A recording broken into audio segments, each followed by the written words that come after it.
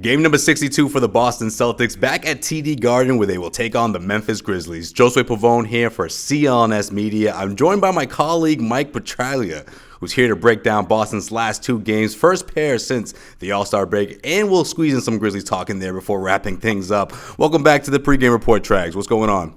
Hey, Josue. How are you, bud?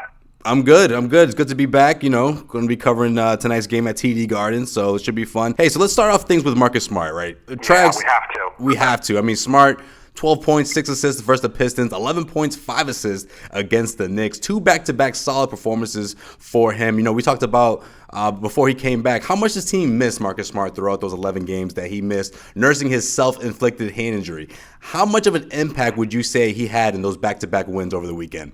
Huge. I mean, attitude is back, the confidence, the ability for Brad Stevens to use the rotations that we saw early in the season when they were, ripping off the 16-game winning streak even without Gordon Hayward. Marcus Smart is vital to everything that Brad Stevens has wanted to do defensively with this team. True, the Knicks scored, 112 points on Saturday, but if you watch that game on Friday night against the Pistons, the way he was able to disrupt and switch down low several times during the game and really give even at moments of Blake Griffin, a really hard run for his money, it was huge. And, I think, maybe Marcus Smart is with the Celtics next year. Maybe he is not. But I can tell you that the attitude of the Celtics when he is on the floor and playing at his best, totally different. And I don't care if he's knocking down three-point shots or not.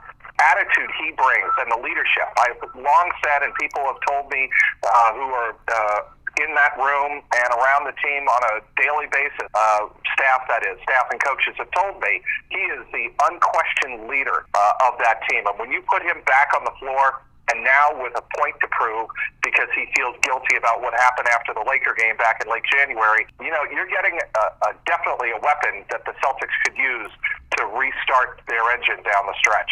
So after putting together a career night Friday night, Daniel Theis earned a spot in the starting lineup in place of Aaron Baines against the New York Knicks on Saturday. Is this the spot of Theis that you think Stevens may turn to more often with or without Baines? And out of the three big men, of course, Baines, Monroe, and Theis, is Theis kind of the player that will give the Celtics more of an upside against most teams? I mean, we know Brad Stevens likes to stick to his lineups based on which teams he's playing against, but do you see Stevens going back to Baines more than Theis when he's fully healthy, or do you think this is a new window for Brad Stevens and turning to Theis as one of his go-to guys more often than not? I think Daniel Theis is a stretch big as opposed to Aaron Baines and even Marcus Morris, who are bigs clearly, and Marcus Morris is kind of a tweener for a big, I think, like we used to say for guards between a guard, between a 2 and a 3, that those were tweeners. Well, the new tweener in the NBA is between a power forward or a true big like Aaron Baines and Marcus and a stretch big like Daniel Theis. And I think Marcus Morris falls right in the middle there. But Daniel Theis, to me, the reason he's so important, Josue, is he gives you a lot of length. And he can rebound and he can score. And he's not afraid to attack the rim both offensively and defensively.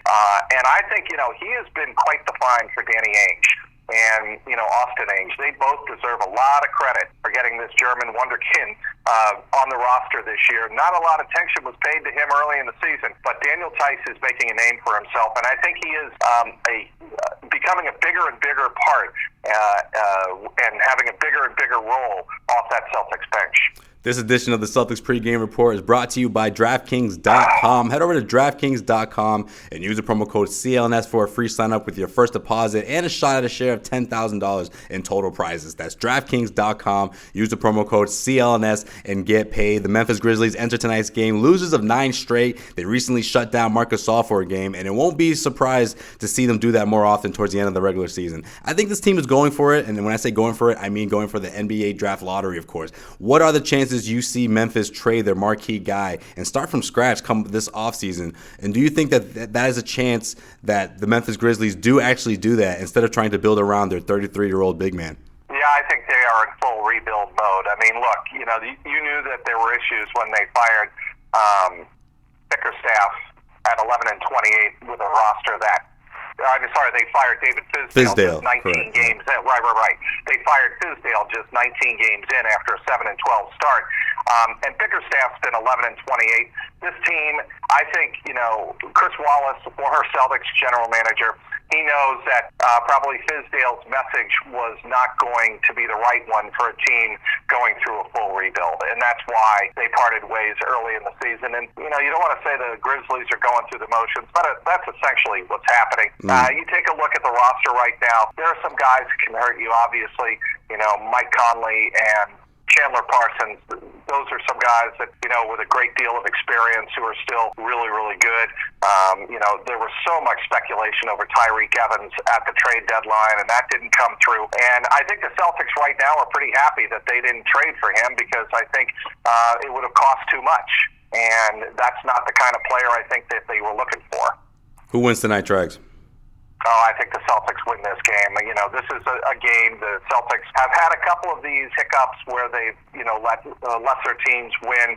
But I think lesser teams with, a lot to play for, or certainly on the playoff bubble, and lesser teams with a lot of bigs. I don't think that this team necessarily qualifies. I don't think they're playing with a great deal of confidence. And I think the Celtics win this one going away by about 20.